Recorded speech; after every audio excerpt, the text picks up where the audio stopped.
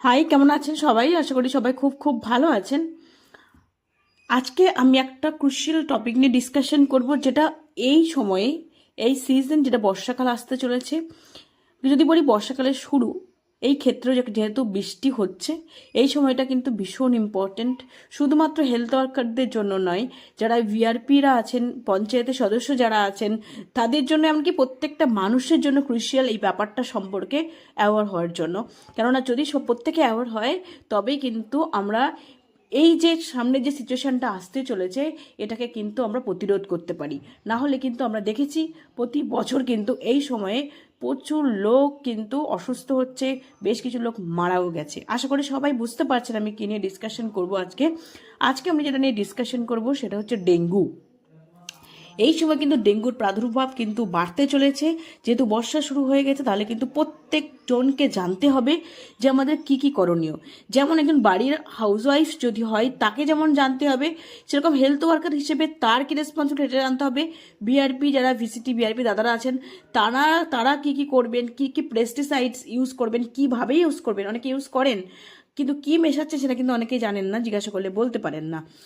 আজকে আমরা সমস্তটা নিয়ে ডিসকাশন করব, এমনকি একটা পিপিটি নিয়ে ডিসকাশন করব, যেটা কিন্তু গভর্নমেন্ট থেকেই দেওয়া এবং স্ট্যান্ডার্ড পিপিটি, সেটা দেখেই আমি কিন্তু ডিসকাশন করব। আপনারা যারা আছেন, যারা কিনা যাদের রেসপন্সিবিলিটির মধ্যে এগুলো পড়ছে, আর হেলথ ওয়ার্কারদের তো কথা বলারই নেই, তাদেরকে তো জানতেই হবে, আশা দিদিমণিদের খুব করে জানতে হবে যে এই ডেঙ্গুটা প্রতিরোধ করতে গেলে আমাদেরকে কি কি করতে হবে, কোন কোন ব্যাপারে সচেতন হতে হবে। আপনারা দেখুন, আমি কমপ্লিটলি সমস্তটাই আজকে ডিসকাশন করব। ডেঙ্গু প্রতিরোধ এবং নিয়ন্ত্রণের লক্ষ্যে ভেক্টর নিয়ন্ত্রণ পদ্ধতি। দেখুন, যারা ইনকোয়াসে বসেছেন, অলরেডি হয়ে গেছে, তারা খুব ভালো করে জানেন যে national vector 1 disease control program এর আন্ডারে যখনই ভেক্টর 1 ডিজিজ কন্ট্রোল প্রোগ্রাম যখনই এই জায়গাটায় আসছে, যখনই কিন্তু চেকলিস্টের ওই পয়েন্টে আসে, তখনই কিন্তু জানতে চাই যে আপনার ওখানে ডেঙ্গু টেস্ট হয় কি না হয় না। কেন 14টা যে টেস্টের লিস্ট আছে তার মধ্যে ডেঙ্গুর লেখাটা আছে, বাট আমাদের কাছে কিন্তু সেটার কিট নেই। আমরা তখন বলি নেই। তাহলে ডেঙ্গুর ক্ষেত্রে আপনার কি করণীয়, নিয়ন্ত্রণ কি করে করবেন, ডেঙ্গু প্রতিরোধ কি করে করবেন। এমনকি আমি কয়েকটা জায়গায় ছিলাম, সেখানে এটাও বলতে শুনেছি যে বিভিন্ন যে বায়োলজিক্যাল কন্ট্রোল, এনভায়রনমেন্টাল কন্ট্রোল, তার মধ্যে কি পড়ছে বলুন, সেটা কিন্তু জানতে চেয়েছে। তাই আপনারা কিন্তু অবশ্যই করে যারা ইনকোয়ারির সামনে বসবেন, তারাও ভালো করে টার্মগুলো জেনে নিন, কি বলবেন, কি স্পেসিফিক কোয়েশ্চেন আস্ক করতে পারে সেটা সম্পর্কে আপনারাও কিন্তু অ্যাওয়ার হয়ে যান। দেখুন, এখানে বেশ কিছু ইম্পর্টেন্ট কথা বলেছে, যেটা সবার জানাটা দরকার। কি বলেছে? ভেক্টর কন্ট্রোল অ্যাক্টিভিটিসের মধ্যে যদি আমি বলি, সেটা নিয়ে যদি ডিসকাশন করা হয়, কি বলেছে? Spray worker are not aware. যারা স্প্রে করে, ভেক্টর কন্ট্রোল করার জন্য যারা স্প্রে করতে করতে যায়, neither they maintain the dose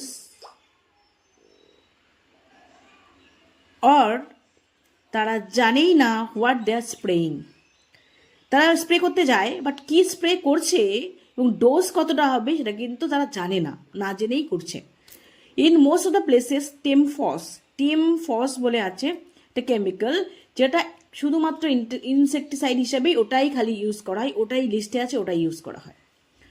কি বলছে? আর spray worker are not sensitize where to spray. এমনকি তারা সেন্সিটাইজড নয়, তারা জানে না কোথায় আসলে স্প্রে করাটা উচিত, কোথায় স্প্রে করলে সেটা মোস্ট এফেক্টিভ হবে, সেটা সম্পর্কে ওরা অনেক সময় অ্যাওয়ার হয় না, থাকে না। Source reduction is not in practice in most of the places. এবং মোস্ট অফ দ্য প্লেসেসে তারা হয়তো স্প্রে করে দিলে স্প্রে করে চলে এলো, কিন্তু যেটা সোর্স আমরা জানতে পারলাম, সেটা যদি আমরা সরিয়ে দিই, পুরো রিমুভ করে দিই, সেটা অনেক বেশি এফেক্টিভ হবে, সেটা সম্পর্কে কিন্তু অনেকে অ্যাওয়ার নয়।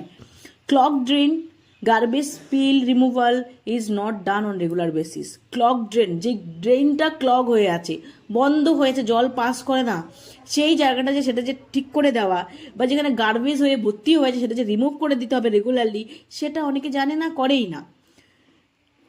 Such practices, cleaning, spraying should be done in the domestic places also if required. যদি এমন হয় যে ডোমেস্টিক কোনো বাড়ির মধ্যে, সেইখানেও যদি কোনো প্রবলেম থাকে, সেটাও ঠিক করে আসতে হবে, সেটাও ঠিক করতে হবে যদি প্রয়োজন মনে হয়। Release fish in a new trend. Fish, বিভিন্ন তেচকো, গাপ্পি, এই সমস্ত মাছগুলো যে মানে দেওয়া হয়, সেটা নিউ ট্রেন্ড এখন অনেক বেড়েছে, কিন্তু আগেও ছিল, আগেও করা হতো, এখন কিন্তু অনেকে বেড়েছে, এবং সেটা ইজ ভেরি এনকারেজিং, যেটা বেশি এনকারেজিং এবং ওটাকে এফেক্টিভও বটে, ওটাকে এখন করতে বলা হচ্ছে এফেক্টিভলি। এবার আমরা আসি, বলছে ডেঙ্গু নিয়ন্ত্রণ কিভাবে করবেন। একটু বড় করে দিই। কি বলছে, এডিস মশা প্রধানত দিনের বেলা কামড়ায়, যেটা সবার জানা। তারপর কোনো অন্ধকার জায়গায় আসবাবপত্রের পেছনে বা জামা কাপড়ের পেছনে লুকিয়ে থেকে বিশ্রাম নেয় এরা। এরা দেওয়ালে বসে না, এরা কিন্তু দেওয়ালে বসে না, অন্ধকার জায়গায় আসবাবপত্রের পেছনে বা জামা কাপড়ের পেছনে কিন্তু এরা লুকিয়ে থাকে। কি বলছে, বাইরে ধোঁয়া বা আউটডোর ফগিং এর দ্বারা এই মশা অনেক ক্ষেত্রে নিয়ন্ত্রণ করা যায় না। তাই যদি বাইরে আউটডোর ফগিং করে দেওয়া হয় কেমিক্যাল দিয়ে, তাতে কিন্তু এটা নিয়ন্ত্রণ করা অনেক সময় যায় না।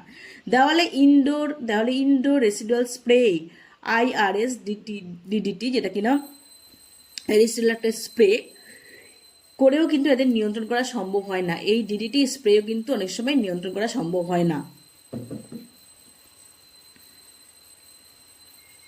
যদিও DDT স্প্রে করার কথা কিন্তু অনেক জায়গায় নিষেধ করেছে, যে সেটা স্প্রে করা উচিত নয় বলে, কিন্তু ওটা মোস্টলি ইউজ করা হতো বা ইউজ করা হয়তো কিছু সামটাইমস হয়, কিন্তু সেটা দিয়েও কিন্তু এটা করা যায় না, যেহেতু কিনা ওরা ঘরের ভিতরে কোনো অন্ধকার জায়গায় চুপ করে লুকিয়ে জামা কাপড় পেছনে থাকে, তাই স্প্রে করা যায় না।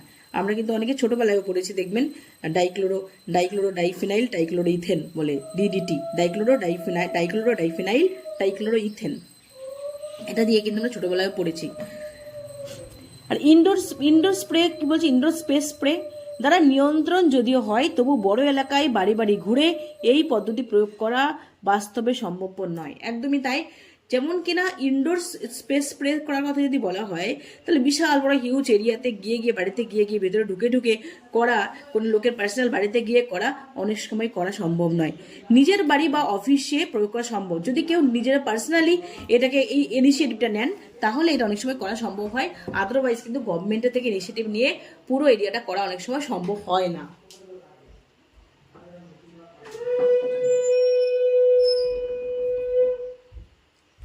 তাই এডিস মশা নিয়ন্ত্রণের জন্য আমাদের লার্ভা নিয়ন্ত্রণের দিকেই নজর দিতে হবে। তাই লার্ভার যে প্রোডাকশন, সেটাই যদি আমরা কন্ট্রোল করে দিতে পারি, তাহলেই কিন্তু আমরা সেটা পুরোপুরির জন্য ওই রিস্ক থেকে বেরিয়ে আসতে পারবো। ওটা হচ্ছে মোস্ট এফেক্টিভ। এবার লার্ভা নিয়ন্ত্রণের বেশ কিছু পদ্ধতি বলা আছে। প্রথম পদ্ধতি কি বলছে দেখুন, পরিবেশগত নিয়ন্ত্রণ, যেটা এনভায়রনমেন্টাল কন্ট্রোল, সেটা কি, মশার প্রজননের স্থান ধ্বংস করা। যেটা আগে বলছে ক্লগড, যদি জমা জল কোথাও জমে আছে, ক্লগড হয়ে আছে, সেটাকে রিমুভ করে দেওয়া। কোথাও প্রচুর পরিমাণ ওয়েস্ট গার্বেজ পিল হয়ে আছে, সেটাকে ক্লিন করে দেওয়া। যেখান থেকে মশা প্রডিউস হচ্ছে, সেই জায়গাটা যদি ধ্বংস করে দেওয়া যায়। এবার জৈবিক নিয়ন্ত্রণ, জৈবিক পদ্ধতিতে নিয়ন্ত্রণ, যেটা বায়োলজিক্যাল কন্ট্রোল, সেটা কি বলছে, BTI, ব্যাকটেরিয়াল টক্সিন, যেটা মশার লার্ভা খায় এমন জাতের মাছ, যেমন কিনা গাপ্পি, গাম্বুসিয়া, তেজচোখো মাছ দ্বারা নিয়ন্ত্রণ, যেটা বায়োলজিক্যাল কন্ট্রোল। তাহলে গাপ্পি, গাম্বুসিয়া, তেচোকো মাছ, যেখানে যেখানে মশা লার্ভা রয়েছে, এরকম যদি সাসপেক্টেড জায়গা, সেগুলোতে যদি এই সমস্ত মশাগুলোকে এই সমস্ত মাছগুলোকে ছেড়ে দেওয়া হয়, যারা কিনা এ ধরনের টক্সিন, যেটা ব্যাকটেরিয়াল টক্সিন, যেটা মশার লার্ভা, এই মশার লার্ভা যেটা, সেটাকে কিন্তু খেয়ে নেয় এই মাছগুলো। তাই সেখানে যদি ছেড়ে দেওয়া হয়, তাহলে এটা যদি লার্ভাগুলোই খেয়ে নেয়, তাহলে কিন্তু আর সেই প্রজননের ব্যাপারটা রইল না, আর সেটা কোনো সাইড এফেক্টও নেই, কিচ্ছু নেই। এবার কি বলছে, রাসায়নিক পদ্ধতির নিয়ন্ত্রণ, লার্ভিসাইড বা তেল দ্বারা নিয়ন্ত্রণ। লার্ভিসাইড বা তেল, যেটাকে স্প্রে বলা হচ্ছে, সেগুলো লার্ভিসাইড, যেটা কিনা লার্ভাগুলোকে পুরো মেরে দেয়, সেগুলো দিয়েও নিয়ন্ত্রণ করা যায়। তার মানে আমরা কেমিক্যাল, বায়োলজিক্যাল আর এনভায়রনমেন্টাল বললাম। এবার কি বলছে, পরিবেশগত নিয়ন্ত্রণের মধ্যে কি বলছে, বললো প্রজননের স্থান ধ্বংস করা, যেখানে সেখানে মাটির বা প্লাস্টিকের পাত্র অথবা আবর্জনা ফেলে রাখবেন না, যেটা সবাই জানে। এখানে ওখানে প্লাস্টিক, আবর্জনা, মাটির পাত্র ফেলে রাখবেন না, যেখানে কিনা জল জমে থাকতে পারে। এরকম থাকলে অবশ্যই করে সে আগে থেকে ক্লিন করুন। জল রাখার পাত্র, ট্যাঙ্ক ইত্যাদি নিয়মিত ঢেকে রাখুন এবং জল ডেলি পাল্টে সেটাকে আবার নতুন করে ইউজ করুন। বন্ধ যে নর্দমা আছে, সেটাকে পরিষ্কার করতে হবে। নিচু জায়গায় জল জমা যদি হয়, তা বার করে দিন। নিচু জায়গায় জল জমে আছে কোথাও, সেটাকে তো জলটা বের করে দিন। জায়গাটি মাটি বা বালি দিয়ে বুঝিয়ে দিন, যাতে ওখানে জল জমে থাকতে না পারে। এবার কি বলছে, কোথায় কিভাবে লার্ভা নিয়ন্ত্রণ করা সম্ভব, এগুলো যদি পারফেক্টলি জানা যায়, তাহলে সত্যি সেটা এফেক্টিভলি করা সম্ভব হবে। মশার প্রজননের জায়গাগুলো খুঁজুন, আগে খুঁজে দেখতে হবে কোথায় কোথায় মশা তৈরি হতে পারে। সরি। যেমন বাড়ির ভেতরে, বাড়ির আশেপাশে, দুটি বাড়ির মাঝখানে রাস্তায়, মাঝখানে দুটো বাড়ির মাঝখানে জায়গাটা অনেক সময় পরিষ্কার হয় না, সেই জায়গাটা, এমন কিছু জায়গা যা সহজে নজর এড়িয়ে যায় সেরকম জায়গা, আবর্জনা ফেলা হয় এমন জায়গা, বা বাজারে দেখুন এখানে পরিষ্কার রয়েছে, এখানে যে টব রয়েছে, টবে সুন্দর গাছ বা ইনডোর প্ল্যান্ট করে রেখেছেন, বা টবে এখানে জলটা সবসময় জমে আছে, সেখানে জমতে পারে। কোমোট, কোমোটের যে পাইপটা, পাইপের এখানে জমতে পারে। টবের মধ্যে দীর্ঘদিন ধরে জলটা পাস হচ্ছে না, জলটাকে জমে আছে, সেখানে হতে পারে। গাছের কোনাটা জায়গায় গর্ত মতো হয়ে আছে, সেই জায়গায় জল জমে থাকতে পারে। নর্দমা তো প্রশ্ন সেখানে থাকবেই। তারপরে সাইকেলটাকে রাখা কোনো গ্যারেজের ওখানে হয়তো রাখা আছে, সেখানে জমে থাকলো। চেয়ার, টেবিল, প্লাস্টিকের আবর্জনা পড়ে আছে, সেই জায়গায় জল জমে আছে, সেখানে থাকতে পারে। যেখানে কনস্ট্রাকশনের কাজ চলছে সেখানে থাকতে পারে।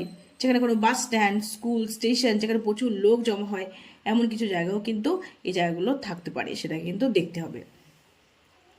দেখুন এখানে প্লাস্টিকের খোলা চা খাচ্ছে, চায়ের দোকান পাশে, চায়ের কাপগুলো ফেলে দিচ্ছে, সেখানে দীর্ঘদিন ধরে পড়ে আছে। বিস্কুট খেয়ে নিল, খেয়ে বিস্কুটের প্লাস্টিকের প্যাকেটটা ফেলে দিল, তার ভিতরে জল জমে রইল দীর্ঘদিন ধরে।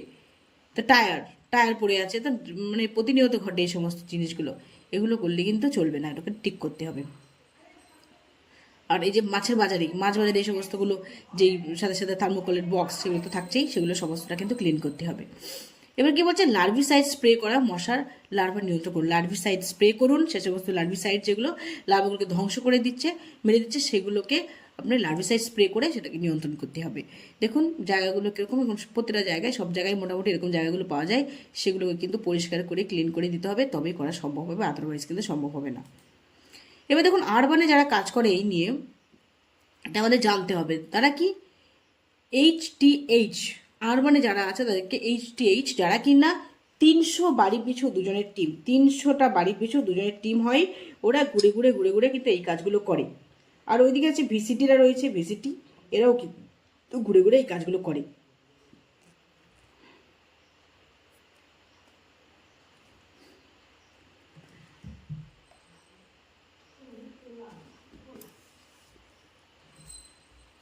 এদেরকে কখন কিভাবে করতে হয়, সেগুলো কিভাবে করে, কোন সময় ওদের টাইম, ওদের ডিউটি শিডিউল কি, সেগুলো থাকে, তারা সেই অনুসারে ওনারা এই সমস্ত কাজগুলো করেন।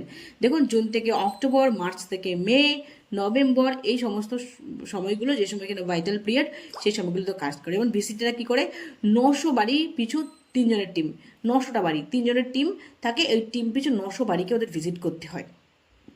1 ভিসিটি পার 3 HTH, 3 HTH টিমে কিন্তু একটা করে ভিসিটি থাকে।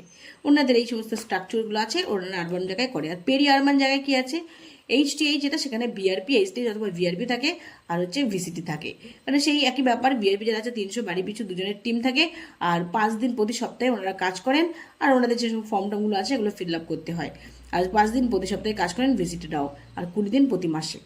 প্রতি জিপিতে একজন আর কি সুপারভাইজার থাকে, উনি খ ফর্মে সংকলন করবেন, উনি এগুলো ওনাদের জায়গায় ওনারা এগুলো করেন।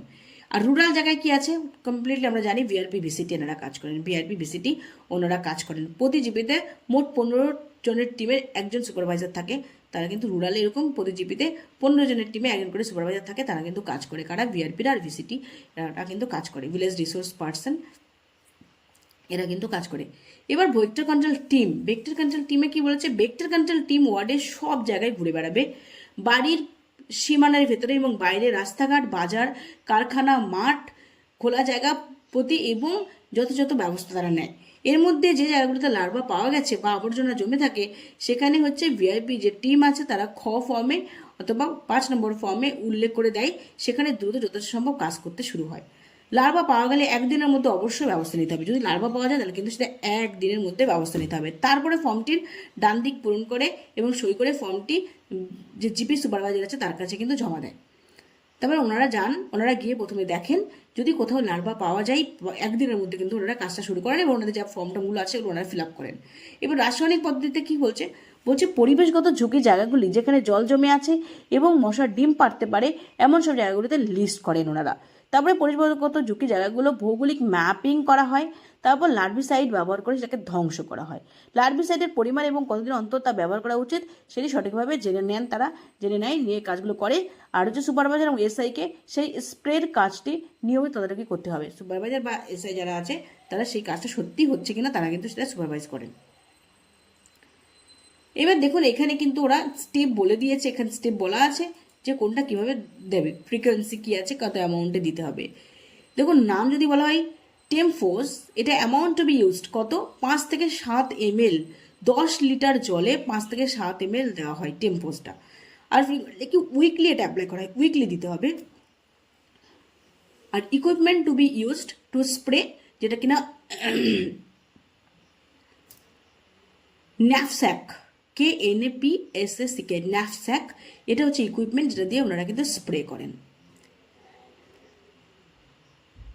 আর কি কেমিক্যাল আছে, ব্যাসিলাস টুরিনজেনসিস বলে আছে, যেটা কিনা 5% WP স্ট্রেন, 164, আর স্টেরোটাইপ হচ্ছে H14। এই যে ব্যাসিলাস থুরিনজেনসিস এটা কিন্তু 250 গ্রাম 10 লিটার জলে দিতে হবে, দিয়ে ওনারা ফোর্টনাইটলি মানে 15 দিন অন্তর একবার করে ওনারা কিন্তু দেন, এটা ইউজ করেন। সেক্ষেত্রেও তাই একই জিনিস, স্ন্যাপস্যাক, ওই ইকুইপমেন্টটা ইউজ করা হয় স্প্রে করার জন্য।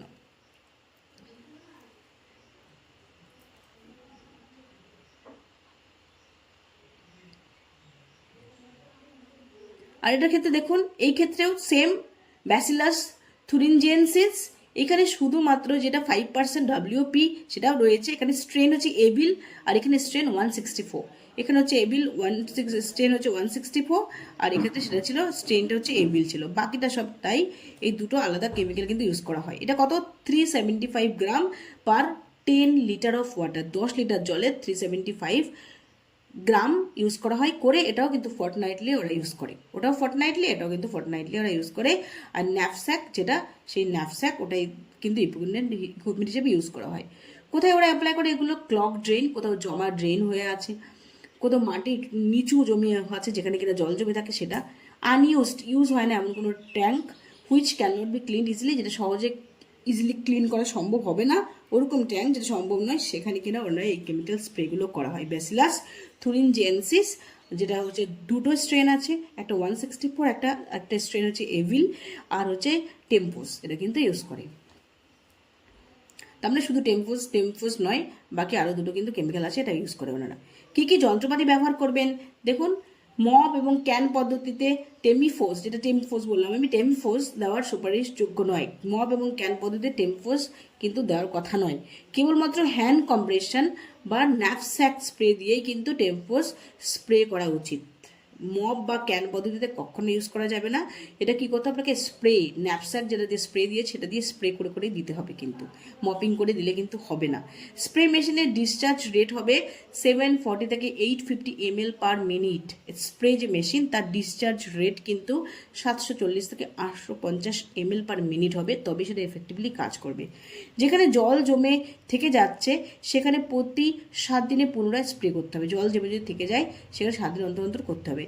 মনে রাখবেন, টেমিফোস পূর্ণাঙ্গ মশার উপরে কাজ করবে না, তাই শুকনো জায়গায়, ডাঙায়, দেওয়ালে, ঝোপে ঝাড়ে অযথা স্প্রে করে নষ্ট করা যাবে না। টেমিফোস যেহেতু পূর্ণাঙ্গ মশার উপর কাজ করে না, তাই সেখানে আপনি কখনোই কিন্তু শুকনো জায়গা, ডাঙা, ঝোপে ঝাড়ে ওটা স্প্রে দিয়ে নষ্ট করবেন না, এটা কিন্তু জানতে হবে। এবার কি বলছে, টেমিফোস 50% EC, also known as Yvette. এবার টেমিফোস বা এভেটের মিশ্রণ তৈরি করার পদ্ধতি এটাও কিন্তু বলে দিয়েছে, যারা যে সমস্ত BRP বা VCT দাদারা জানেন না তারা একটু জেনে নিতে পারেন।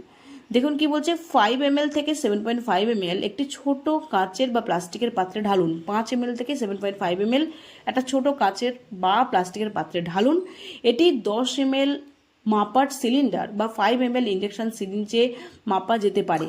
অবশ্যই আপনি যদি 10 ml এর একটা সিরিঞ্জ নেন বা 10 ml মাপার কোনো পাত্র নেন, সেখানে আপনি মেপে নিতে পারেন। এমন 5-10টি পাত্রে লার্ভিসাইড মেপে নিয়ে যাওয়া যেতে পারে। আপনি সেই লার্ভিসাইড কটা পাত্রের মধ্যে করে এভাবে নিয়ে আপনি যেতে পারেন। এবার ন্যাপস্যাক স্প্রেয়ার ট্যাঙ্কে 10 লিটার পরিষ্কার জল নিয়ে 5 থেকে 7.5 ml টেমিফোস তার সাথে মেশান। তার মানে আপনি 5 থেকে 7.5 ওটা কোনো একটা কাচের পাত্রে বা প্লাস্টিকের পাত্রে আপনি ঢেলে নিন। যেটা আপনি সিরিঞ্জে করেও নিতে পারেন। এবার আপনি ন্যাপস্যাক যে স্প্রেয়ার যে ট্যাঙ্ক আছে সেই ট্যাঙ্কে 10 লিটার জল নিন, নিয়ে 5 থেকে 7 ml সেটা আপনি ডেমিফোসের সাথে মিশিয়ে দিন। ট্যাঙ্কটি বন্ধ করে ভালো করে ঝাঁকান। মোটামুটি 20 ml মিশ্রণ প্রতি স্কোয়ার মিটারে কিন্তু 20 ml, তারপরে মোটামুটি 20 ml মিশ্রণ প্রতি স্কোয়ার মিটার জলে স্প্রে করা যেতে পারে। প্রতি স্কোয়ার মিটার জলে 20 ml, তাহলে সেখানে আপনি ভেবে নিতে হবে যেখানে আপনি স্প্রে করছেন কতটা জল আছে, তার উপর ডিপেন্ড করে আপনি কতটা দেবেন সেটা আপনাকে ডিসাইড করতে হবে। তার মানে প্রতি স্কোয়ার মিটারে কিন্তু 20 ml মিশ্রণ। এবার প্রতি 7 দিন অন্তর অন্তর কিন্তু স্প্রে করতে হবে, এটা বলার। এবার হচ্ছে আপনি যদি ব্যাসিলাস থুরিনজিয়েন্সিস যদি সেটা ইউজ করে থাকেন তাহলে কি করবেন, বলছে বাজারে আগেই বলা হয়েছে যে বিটিআই যেটা সেটা একটা রাসায়নিক যা মশা লার্ভা খেয়ে নেয়, এটি যাকে শরীরে ঢোকে, লার্ভাটা একটা খায়, শরীরে ঢোকে বিষক্রিয়া ঘটে এবং লার্ভাটা মারা যায়। এটা হচ্ছে ও মেকানিজম অফ অ্যাকশন। বাজারে 2 রকমের পাওয়া যায় স্ট্রেন, বললাম 164 স্টেরোটাইপ H14, আর একটা স্ট্রেন হচ্ছে এভিল স্টেরোটাইপ H14 ইয়েস। আর বিটিআই 5% WP পাউডার জলে দ্রবণীয়, জলে ওটা মিশে যায়। এই পাউডার 250 ml স্ট্রেন 164 আর 375 যেটা এভিল 10 ml জলে মেশান। 250 গ্রাম পাউডার নিয়ে 10 লিটার জলে মিশিয়ে দিতে হবে। প্রথমে পাউডার অল্প জলে মিশিয়ে পেস্ট করে নিন, যেমন ওআরএস যেমন গুলি আমরা অল্প জলে মিশিয়ে নিই, তারপরে বেশি জলে দিলাম, 1 লিটার জলে দিয়ে দিলাম, সেরকমভাবে এটার ক্ষেত্রেও আপনি তাই। এমনকি আমরা যদি কিনা সলিউশন মানে ব্লিচিং সলিউশন মানে সেক্ষেত্রে কিন্তু অল্প জলে করে নিয়ে তারপর আমরা বেশি জলে দিই, এটাই সিস্টেম। এটা তারপরে বালতিতে দিয়ে মিশ্রণটা তৈরি করুন। এবার এই মিশ্রণটি 2 সপ্তাহের ব্যবধানে স্প্রে করা যেতে পারে। এই মিশ্রণ কিন্তু 2 সপ্তাহ ব্যবধানে, যেমন আগেরটাই বলা হয়েছিল টেবিফেসের ক্ষেত্রে 1 সপ্তাহ ব্যবধানে, এটা কিন্তু 2 সপ্তাহ ব্যবধানে স্প্রে করতে হবে। সেই ন্যাপস্যাক বা হ্যাম কম্প্রেসার পাইপ দিয়ে করতে হবে। প্রতি টিমে 2টি করে ন্যাপস্যাক স্প্রেয়ার থাকতে হবে, প্রতি টিমে কিন্তু 2টি করে স্প্রেয়ার থাকতে হবে। প্রতিদিন এই কাজ, এরপরে যন্ত্র ভালো করে ধুয়ে রাখতে হবে, এটা স্বাভাবিক কথা, ধুয়ে রাখবেন। এবার কী করবেন না, যেখানে পাত্র অথবা মশার প্রয়োজনের জায়গা ধ্বংস করা সম্ভব সেটা ধ্বংস করুন, সেখানে কোনো অপশান নেই। স্প্রে সময় ন্যাপস্যাক ব্যবহার করুন, যেটা ব্যবহার করতে হবে স্প্রেয়ার। উল্লেখ করা নির্দিষ্ট জায়গায় লার্ভিসাইড মেশান, যেখানে বলা আসবে লার্ভিসাইডই মেশান। অন্ততপক্ষে সপ্তাহে 1 দিন করে স্প্রে করুন, অথবা যেখানে উল্লেখ করা আছে সেখানে নিয়ম মেনে, যেমন কিনা আমরা বলেছি টেমিফেজের ক্ষেত্রে সপ্তাহে 1বার বা অন্যটার ক্ষেত্রে কিন্তু 2 সপ্তাহ পর 1বার, সেভাবে আপনি করুন। যদি লার্ভিসাইড পাওয়া না যায় তবে অন্তত সেখানে কেরোসিন তেল বা পোড়া মোবিল ব্যবহার করুন, যাতে কিনা আর তৈরি হতে না পারে, যদি লার্ভিসাইড না পান আর কি। এবার তাহলে আপনি কেরোসিন তেল বা পোড়া মোবিল ব্যবহার করতে পারেন, তাহলে ওরা মরে যাবে। রাস্তা এবং বাড়ির ভেতরে যেখানে প্রয়োজন স্প্রে করুন। যে এলাকা আপনার আয়ত্তের বাইরে সেখানে আপনার উচ্চ আধিকারিককে জানান, যেখানে আপনি জানেন এরকম পরিস্থিতি হয়ে আছে বাট আপনার কথা শুনছে না বা শুনবে না, তাহলে আপনি উপরে যারা আছে তাদেরকে জানান, তারা ব্যবস্থা করবে। কি করবেন না, অপর্যাপ্ত পরিমাণ লার্ভিসাইড মেশাবেন না। আপনি জানেন এটাতে হবে না, তা আপনি দিয়ে দিলেন, সামনে এটাকে নষ্ট করলেন, সেটা করা যাবে না। যেখানে পাত্র ধ্বংস করলে নিয়ন্ত্রণ করা যায় সেখানে স্প্রে করা নিষিদ্ধ। আপনি যেখানে পাত্রটা ধ্বংস করলে হবে সেখানে স্প্রে করে শুধু স্প্রে জিনিসটা নষ্ট করবেন কেন? কোনো উঁচু জায়গায় দাঁড়িয়ে বা অনেক দূর থেকে স্প্রে করা যা পর্যাপ্ত পরিমাণে সঠিক জায়গায় পৌঁছায় না, অনেক দূর থেকে করে দিলেন আপনি গাছাড়া মতো, তাহলে সেটা কিন্তু করা যাবে না। শুকনো জায়গায় স্প্রে করা যাবে না, কারণ আপনি জানেন যে কিনা পূর্ণাঙ্গ মশা সেটা কিন্তু মরে না এটা দিলে। কোনো রকমে একবার স্প্রে করে পুনরায় সেই জায়গাটি স্প্রে করতে ভুলে যাওয়া, একবার কোনো রকম করলেন আর করলেন না, সেটা কিন্তু করা যাবে না। স্প্রে কর্মী, বিআরপি দলের কর্মী এবং সুপারভাইজার বা HTS দলের কর্মী সুপারভাইজারদের মধ্যে যোগাযোগ থাকাটা জরুরি। একে অপরের সাথে যাতে যোগাযোগ থাকে তবে কাজটা ভালো হবে। এবার কি বলছে থার্মাল ফগিং। এডিস মশা বাড়ির ভেতরে আসবাবপত্রের নিচে বা জামাকাপড় বা পর্দায় ঝুলন্ত জিনিসের মধ্যে আশ্রয় নেয়, সবাই জানেন। তাই পূর্ণাঙ্গ মশা নিয়ন্ত্রণে ফগিংয়ের উপকারিতা খুবই সামান্য, বেকার। সেই জন্যই থার্মাল ফগিং সাধারণত সুপারিশ করা হয় না। থার্মাল ফগিংটা না করাই ভালো, কারণ বেকার, ওটা পূর্ণাঙ্গ মশা মরে না। যদিও বিশেষ কিছু ক্ষেত্রে থার্মাল ফগিং ব্যবহার করতে হয়, সেই সময় সাইফেনোথ্রিন অথবা টেকনিক্যাল ম্যালাথিয়ন অন্য ফর্মুলেশনস নয়, টেকনিক্যাল ম্যালাথিয়নই দেবেন আর হচ্ছে সাইফেনোথ্রিনই দেবেন, দিয়েই ফগিংটা করা উচিত। তার মানে সাইফেনোথ্রিন আর হচ্ছে টেকনিক্যাল ম্যালাথিয়ন, এই দুটো দিয়েই কিন্তু থার্মাল ফগিং যদি করতে হয় এই দুটো দিয়েই করা উচিত, আদারওয়াইজ নয়। কোথায় ফগিং করবেন? ফগিং সবসময় হাওয়ার বিপরীত দিকে করা উচিত, হাওয়া যেদিকে আসছে তার বিপরীত দিকে। ফগিং করার সময় পূর্ণাঙ্গ মশা যে সমস্ত জায়গায় ডিম পাড়ে বা জন্মের পর বিশ্রাম নেয় সেখানে বন্ধ নর্দমা, পানাপুকুর, জমা জল আছে সেখানে জায়গায় অবশ্যই ফগিং করা উচিত। ফগিং মেশিনটি চালিয়ে 2.5 থেকে 3 মিটার দূরে চট করে একবার হাত চালিয়ে দেখুন হাতে ভিজে ভাব লাগছে কিনা। ফগিং মেশিনটা চালিয়ে একটু দূরে দাঁড়িয়ে একবার আপনি হাত দিয়ে দেখে নিন যে ফগিং মেশিনটা হাত ভিজে ভাব লাগছে কিনা, সেটা দেখলে আপনি কনফার্ম করবেন যে ঠিকঠাক করে চলছে।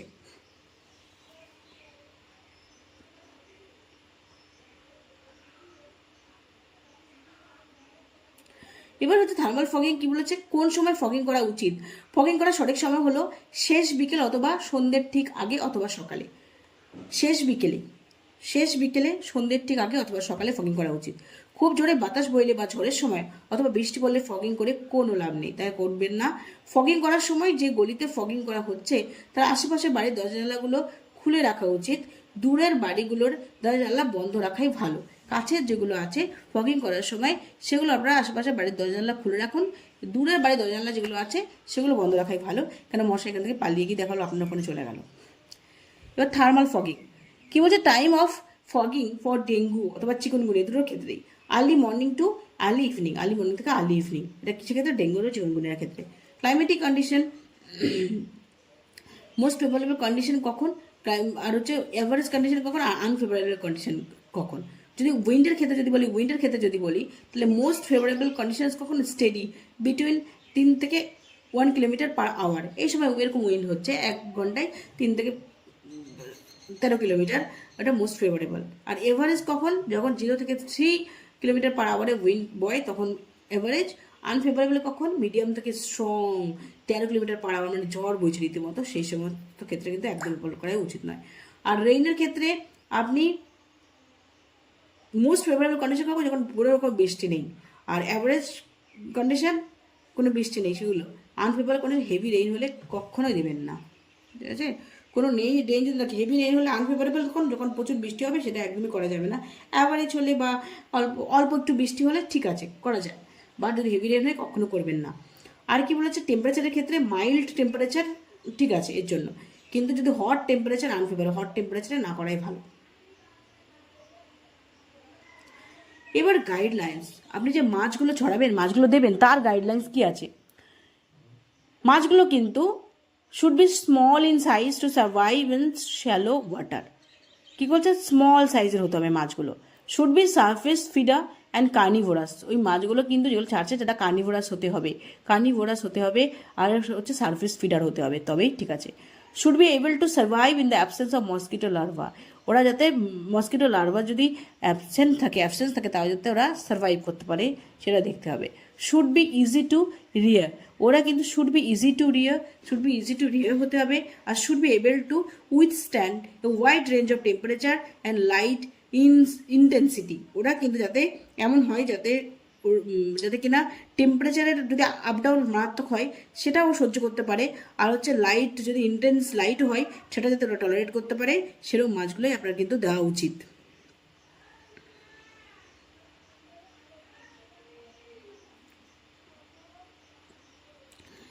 আর কি বলছে, should be insignificant unless as food for other predator, should be insignificant or useless as food for other predator, এমন যদি হয় যে কিনা ইউজলেস, অন্য যে প্রেডিটার আছে যারা কিনা অন্য কীট পতঙ্গ মেরে খায়, সেরকম প্রেডিটার যদি থাকে আর এদেরকে যদি খায় তাহলে তো কাজই হলো না। তাই এরা যাতে এরকম না মানে ফুড হিসাবে, অন্য প্রেডিটারদের ফুড হিসাবে ব্যবহৃত হয় এরকম মাছ যাতে না হয়, যাদেরকে খেয়ে নেবে। আপনি দিলেন টাকা খরচ করে ওখানে দিলেন, আর অন্য প্রেডিটার যারা আছে তারা খেয়ে নিল, সেটা যেন না হয় এরকম মাছ চুজ করতে হবে। সেটা তো বলাই আছে কোন কোন মাছ আপনি দেবেন। এবার should have preferences for mosquito larva over other type of food available in the water surface. ওরা কিন্তু যে mosquito larva should have preference, ওদের এই যে ওরা যাতে ওদের যাতে মসকিটো লার্ভা এগুলো ওদের পছন্দ হয়, যেগুলো মসকিটো লার্ভা পছন্দ করে ওরকম মাছগুলোই আপনাকে দিতে হবে, যেটা কিনা বলা আছে। আর কি বলেছে, clogged drain fish will get trapped in shallow pocket and the rest of the area of the drain will remain unaffected, facilitating mosquito breeding. যদি ক্লগ ড্রেন থাকে, ওখানে এক জায়গায় জমে আছে, সেই মাছগুলো তো ওইখানে জমে যাবে, তাহলে বেকার হয়ে যাবে, তাহলে অন্য জায়গায় যাবে না, অন্য জায়গাগুলো আনটাচ থেকে যাবে, সেগুলো করা যাবে না।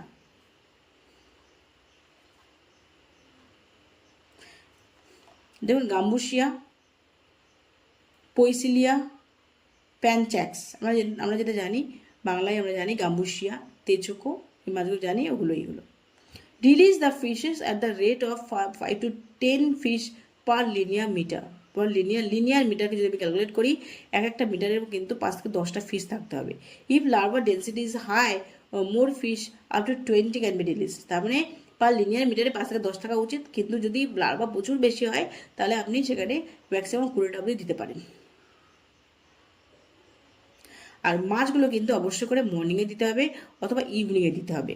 Before releasing ensure the temperature of water both in the container and the larva habitat is more or less same, যাতে কিনা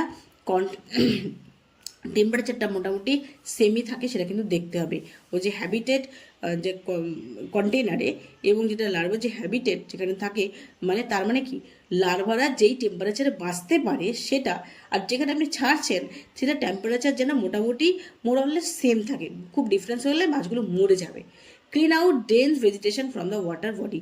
সে ওয়াটার বডিতে যদি প্রচুর নোংরা আবর্জনা পড়ে থাকে সেটাকে আগে সরিয়ে দিয়ে দিন। এবার কিছু ensure that water body is free from predators of larvivorous fishes. ঠিক আছে, ওই ওয়াটার বডিটা free from predators of larvivorous fishes. এই যে লার্ভিভোরাস ফিশ মানে তেজচোখো, গাপ্পি মাছগুলো আপনি দিলেন, কিন্তু ওইখানে দেখলেন এমন কীটপতঙ্গ রয়েছে যারা কিনা এই সমস্ত মাছগুলোকে আরামসে খায়, এগুলো ওদের খাবার। এমন যদি হয় সেখানে দিয়ে দিলেন আর ওরা গপ করে খেয়ে নিল, শেষ, কোনো কাজই হলো না, তাহলে কিন্তু কোনো লাভ নেই। তাই এগুলো একটু মাথায় রাখতে হবে। এই ছিল আমাদের ডেঙ্গু নিয়ে বলা। মোস্টলি আমরা কেমিক্যাল পার্ট যেটা কিনা বিবিসিতে তাদের খুব প্রয়োজন সেগুলো নিয়ে ডিসকাশন করলাম, আর সাথে আমাদের জন্য যেগুলো প্রয়োজন সেগুলোও ডিসকাশন করলাম। এটা ডিসকাশন করার একটা মূল কারণ হচ্ছে এটা যে কিনা আপনারা যারা হেলথের ওয়ার্কার আছেন বা আশা দিদিমণি আছেন তারাও কিন্তু সামটাইমস বলতে পারবেন যে কিনা আপনারা কী ইউজ করছেন দাদা বলুন তো, বা এগুলো ঠিক করে ইউজ হচ্ছে কিনা আপনারা দেখলে বুঝতে পারবেন। দেখা গেলো ক্যান মেথডে কোনো ক্যানের মধ্যে করে জল কেমিক্যাল নিয়ে এলো আপনার জায়গায় ছড়িয়ে দিল, তখন আপনি বলতে পারবেন যে আপনি এটা কেন করছেন, এটা তো করা উচিত নয়। আপনাদের তো ন্যাপস্যাক বলে একটা স্প্রেয়ার আছে, সেই স্প্রে মেশিন দিয়ে আপনাদের ইউজ করা উচিত, এবার স্প্রে করে দেওয়া উচিত। আপনি এটা কেন দিচ্ছেন, আপনি কী কেমিক্যাল ইউজ করছেন, এগুলো আপনি জানতে পারবেন। আর নট অনলি দ্যাট, ওনারা বিআরপি বেসিতে দাদা যারা আছেন তারা যদি জানা নেই, তারা যদি একটু জেনে নেন তাহলে কিন্তু আলটিমেটলি আমাদের যে রেজাল্টটা আমরা সবাই মিলে এক্সপেক্ট করি সেই রেজাল্টটা আমরা পাবো ঠিকঠাক। যদি ভিডিওটা ভালো লেগে থাকে বা আপনাদের প্রয়োজনীয় মনে হয় অবশ্যই এক্সপেক্ট করে একটা লাইক করবেন, চ্যানেল নতুন হয়ে থাকলে চ্যানেলটা সাবস্ক্রাইব করবেন। ভালো থাকবেন সবাই, বাই, দেখা হবে নেক্সট ভিডিওতে।